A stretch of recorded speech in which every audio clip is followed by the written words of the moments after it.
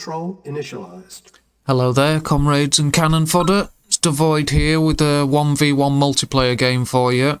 We're on the map Green Belt. I'm using Russia. My opponent's using Germany for this one. This is an old classic map, one of the official maps. So it's, you know, it's been around for a while, this one. Get rid of that shroud. There's 4 oil derricks on this map, so the early game can be lively. You know, sometimes it's a fairly small space, fairly small map. But it's okay, I don't mind this map, it's alright. I've got my engineer capturing, my opponent hasn't trained his yet. He's got 2 medics on the go, which is nice to see. The allies, the medic is an early game specialist unit, and being able to heal your rifleman in combat, it's very good. And the Soviets have got their dog for their early game specialist unit, and that's the increased view range. So, you know, it can lead to some interesting early engagements with the allies being able to heal and the Soviets having better view range, you know, and some interesting early skirmishes you can get from that. And there's my rifle scout. I'm just having a look, see what's going on, and this is what I can see. He's revealed this, so I'm going straight for a power plant. There we go. My opponent's placed a camo pillbox straight away. So I've got 1 power plant, that's good, and I've got to get away from that pillbox. But my opponent should be building rifles from here and ordering them up here to attack me straight away. Now he's dropped that off. I'm going for the next power plant. He's using an ore truck to crush my men. Oh, he got 2. Nice. But I'm using control and holding control and tapping X with these guys selected. It's a scatter command just to avoid being run over. There we go. Yeah, and he's in a bad power situation. He's built another now. That's good. So he's close to low power again. Now he's in low power, but he's got a pillbox. That saved him. Yeah, I'd have got a couple of riflemen from there and ordered them to stand there and shoot my guys where I couldn't see them. From where I couldn't see them. And look, my APCs run straight into 4 rocket troops. That was very unlucky. But watch the, see the healing.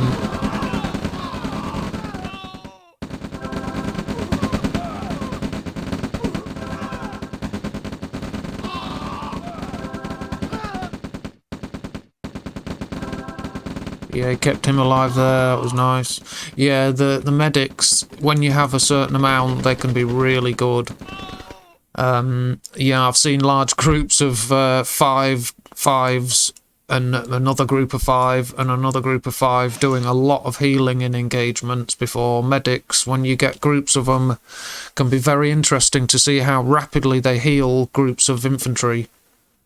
It's they can be very effective when used well.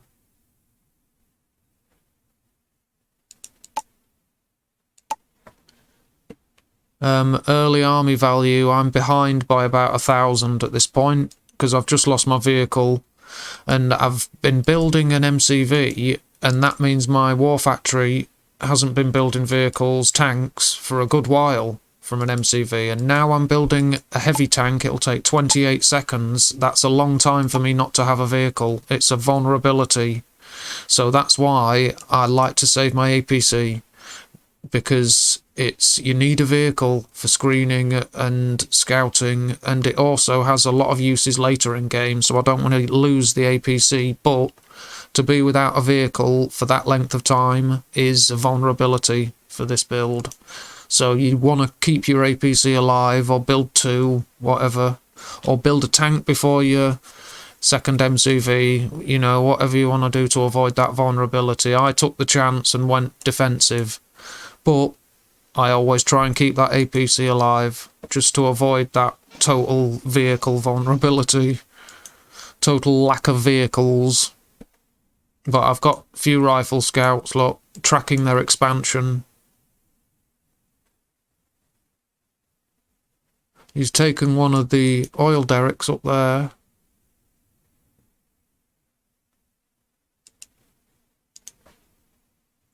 Now I'm moving out at this side now.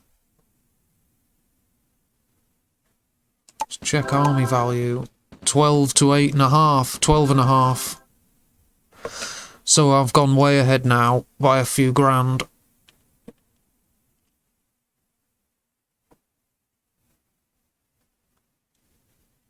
Yeah, my opponent's expanding here, which is better than going there first, because you can fall back or take that as well. Here we go. Now you see, I should have known from that rifle guard not to send this that far forward. It blundered straight into the enemy, look. And then there was, I tried to get away and I pressed S by accident, a misclick. I meant to press the stop command on these guys, and instead I pressed the stop command on the MCV and lost it. It may well have died anyway, but my opponent's got mechanics to hand, so he can steal this destroyed MCV, look. It's burning and on fire, but now he can repair it by using a mechanic, and now these other 3 mechanics can repair it back to full health. And his medics can keep the mechanics alive, so it's a very effective system with the Allies. They're very good. The Soviets have got dogs, but they don't usually appear after the early game except to guard refineries. And then they've got the flamethrowers and grenadiers, but the Allies with these specialist infantry, just look at the spy compared to the thief and the amount of differences and uses. It shows you that's a decent way of looking at the Allies v Soviets. Look at the spy versus the thief. But I've got my screening tanks up front and keep them close to my infantry, but when they move up and down the front line like this, they avoid some damage from certain attack types. So it's always worth keeping them moving if you can, because they'll still fire on the move now. You know, they'll fire on the move. So, and I always lock onto the right targets as well with my tanks. Target enemy tanks and pillboxes and stuff, because so they're not wasting shots on enemy infantry. You see, always target the pillboxes, look. And then shift queue your orders if you have to, but your tanks, like I say, I keep them moving if I can, just so they avoid some damage from certain attack types. It won't do any harm. A moving target often avoids certain types of damage. But I've left this refinery alive on purpose. And I'm noticing my opponent is not getting away with his MCVs. He's leaving them in place and building defences and stuff, trying to hold me up. He's not saving them. I didn't know he had this many. He's still got 3. Now I'm capturing the refinery, look. But I'm not capturing it, I'm just holding it for now, because I don't have the tech to infiltrate, so that's what I'm working on. I'm in low power now, so I'm building power first.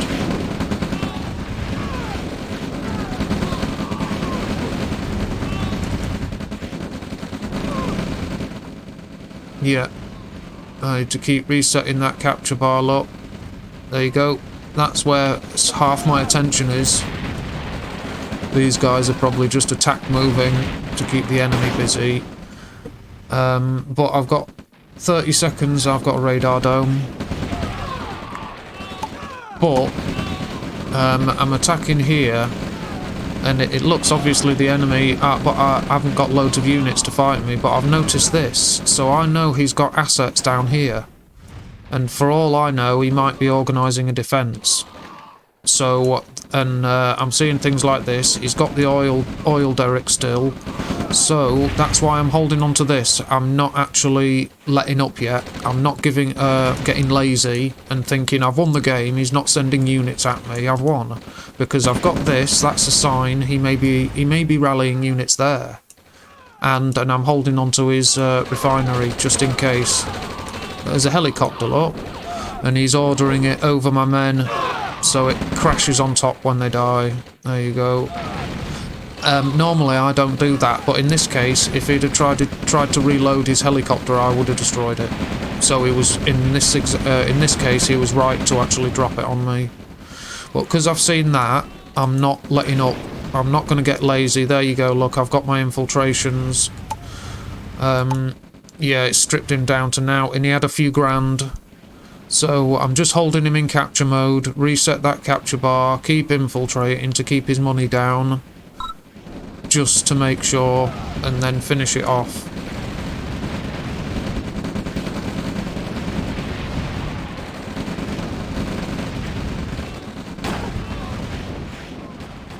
Yeah, look, keep the capture reset. Get the odd thief now and then. So look, he's got 2.5 grand again. I need to sort that out, look. There, got that.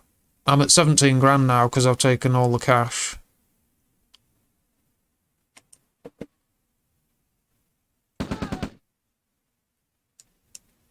Good. Glad to see I didn't waste the thief. Yeah, I'm seeing units.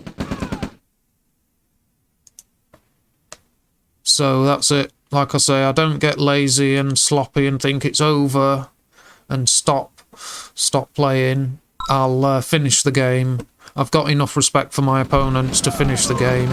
There you go, that's it. He's sold up, and he's saying even with double tech, because he did steal one of my MCVs, so he had access to Soviet tech. But the game didn't end because when he sold up, because he still owned his refinery, but he can't sell it and he can't destroy it because I'm capturing it, so he actually surrendered at the end. But there you go, that's that game. On Greenbelt map. I'll go through the basic graphs and charts, although it'll be difficult to see. There's the army graph. You can see it's almost the same as mine here, slightly above at this point, and then it's behind, but then when the combat starts at about 7 minutes, we get it levelling off and then it drops, whereas mine stays fairly stable. There's the army graph. Earnings, yeah, fairly even, except it goes ahead until that 7-minute point. That's when the combat properly was decided and, you know, kicked off, and then it was pretty quickly decided. So that's why the economy, the earnings and army graphs line up pretty much. There's my finishing army, 10 heavy tanks. That's a convincing army. I did have a radar dome, but because I didn't build an airfield, I haven't got any support powers. But it's a good idea, as soon as you build a radar dome, building an airfield straight away is a good idea. Or if you're allies, even allies can build a helipad, and they get the access to the helicopters. But with the Soviets, when you build an airfield, it starts the timer on the paratroopers and the spy plane ability. So when you build a radar dome, it's always a good idea, build an airfield straight away. And with Ukraine, you'll get the parabomb ability as well. But whether you're Russia or Ukraine, as soon as you get a radar dome, it is a good idea to build an airfield straight away. Even if you're not building an air force, building an airfield, it's cheap, it takes up very little power, I think it's 20, and it's quick to build. So just placing an airfield just to get the timer going on your support powers, so you get more uses out of it. You know, even if you don't end up building an air unit, it's always worth having an airfield straight away when you get a radar dome. It's just me, the first thing I tend to do is get thieves straight away, but building an airfield is always good practice. Just get it as early as possible, and then the timer is counting down. So the more times you use it, the more value you get from it. There's the economy tab. We've both killed 185 units, look, on the combat tab. But you can see the difference in destroyed value, and structures were 30 to 0, but 185 units killed each is good. We've done the economy tab. And I was at 30 actions per minute, so I'm giving an order every 2 seconds, roughly. My opponent's at nearly 50 orders a minute, so he's nearly giving an order every second, nearly. Just slightly slower than every second. But there's that game for you. I hope you all enjoyed that one. And I'm going to go straight to another game, rather than, put it in a separate video. I'm going to tack it onto this one. And it's another 1v1 fans, so welcome again. And we're on Timian map, and my opponent's using Ukraine for this one, and I'm using Russia as usual. I'll get rid of the old shroud. And I joined my opponent for that first game. Not the same, it's a different opponent to this one, but I joined my opponent's game for that first one, which is why he selected the map. Whereas this one, I chose this map. And I fought this player a fair few times, so the last game I posted against this player, I'll actually, at the end, at the last 30-odd seconds of this video, I'll link it to this video so that the little square image comes up and it'll take you to my other post with a replay against this player, because it's an excellent replay, the other one I'm talking about, and it'll you'll see the difference between this one and that one. Very different games. So I'll link that one. I'll put it in that little square image. I'll connect it to that video at the end of this one. But we've both got our close oil derrick and standard oil derrick each at this point. Sent a few scouts out and stuff.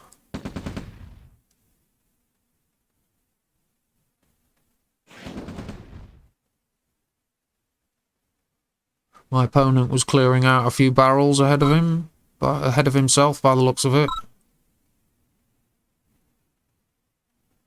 He's got a flak truck. I always go for an APC, definitely.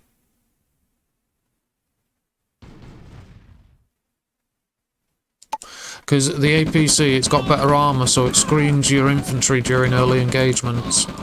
It does a far better job. Your flak truck will give your infantry view range, but you can't use it up front to screen your infantry. It'll just die. So I think look, it's so lightly armoured, but I think the APC is far better for that. Plus, you can then use it for Gren drops and transporting your engineer around and things like that. It's just got so many uses after the early game. Whereas your flak truck, you can produce them in great numbers whenever you want. You don't need any tech except the war factory to build them. And look, my APC is still there in the fight after the flak truck is gone.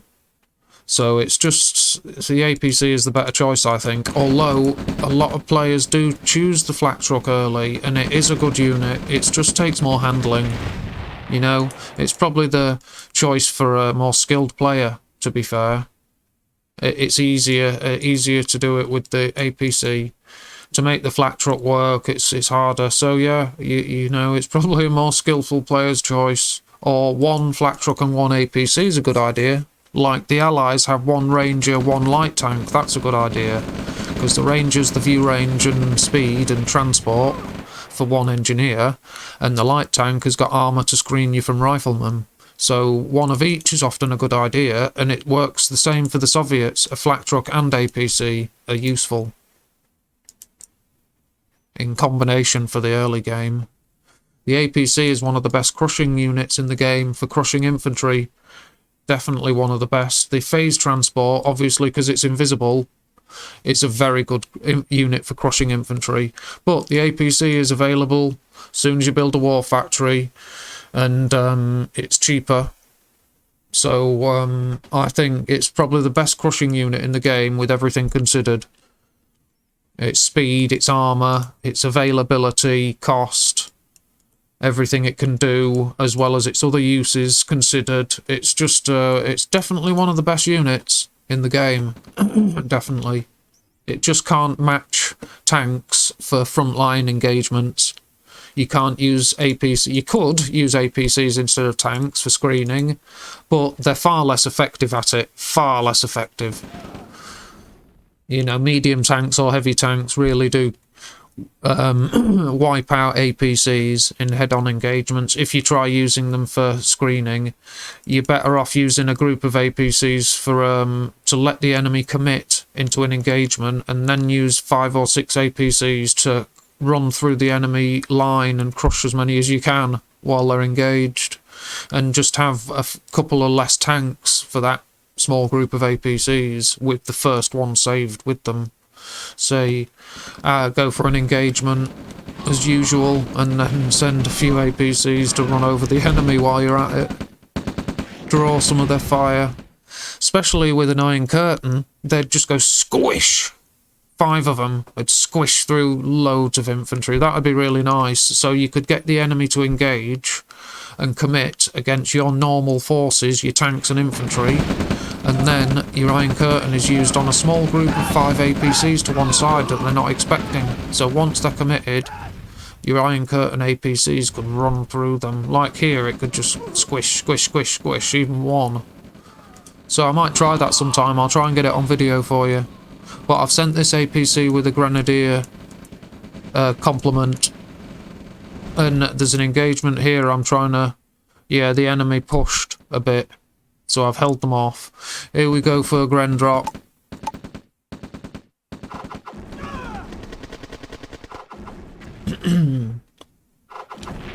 There's the first power plant. They're in low power. Second power plant. Now I'm using my APC to check for more targets. But there's a push here and I've seen the enemy are too strong. I've got to get out of there. But that ended my Gren drop, sadly.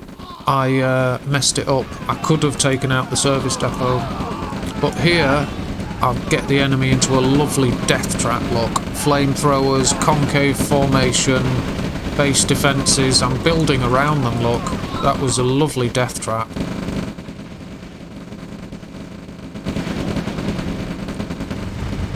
There we go. Nice.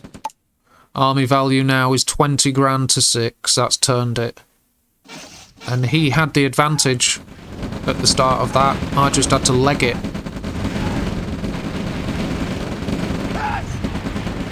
Need to get my tanks into a better screening position. They're lagging behind, look. See now, there's 2 flamethrowers frying my troops. That's it. Get those tanks up there and here.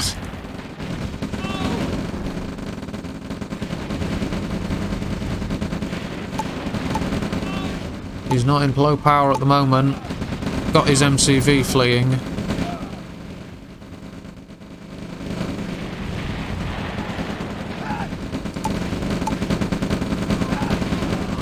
He's in low power just now. I'm bringing my MCV with me for backup.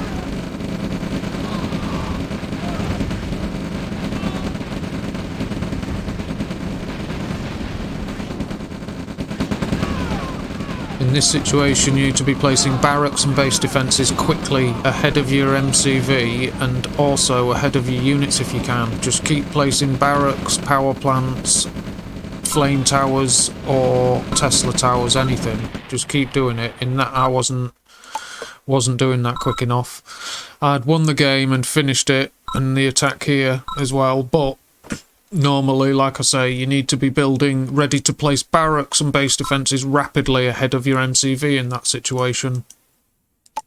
That's the point of doing that. But here's army graph. There you can see that army graph almost catches up. But then after the combat starts at about 7 minutes again, there's a rapid drop. Earnings graph. Yeah, not bad. It's about equal on the earnings graph, look. In fact, he's ahead for a fair point. Yes, yeah, it was good. My finishing army, only 5 tanks. Oh, I've got my APC. Group of infantry. Combat chart. Yeah, not too bad. No support powers again. I don't think I had a radar dome this time. It was just standard units for that push. And expansions, yeah, that's it. Yeah, I was working on my second war factory. That's why when I set this up, I didn't start placing barracks quickly. Because I would have done, normally. Like I say, that's what I was saying you should do. But I was in the process of making a second war factory. Because it's not over till it's over. We've both got an alright bit of cash, look, 7,200 each. There's only a few credits between us. And what we've earned were very similar as well, so our economy was close. just the combat diverged. But there's the basic charts, and for this game I'm still on 33. I was on 30 actions per minute for the last game. This one I'm on 33, so only a slight tiny increase, but that's still about 1 order every 2 seconds. Whereas my opponent this time, this player has got 69.4 actions per minute, so it's a fair bit faster than an order every second. So he's giving an order quicker than each second, you know. So that's quite rapid. Whereas I've got a more sedate play style by the looks of it. You know, slower and more calm. But my actions per minute are lower than a lot of players. Most players are higher than mine. They have like 40, 50, 60, a lot of players. You know, whether some of those orders are redundant or some of them are just repeated clicks or cancelled orders, I don't know, but, you know, my actions per minute seem to often be lower than most players. But there's the basics chart too. So I hope you enjoyed those games, and until next time, I hope you all take good care of yourselves, and goodbye for now. Battle control terminated.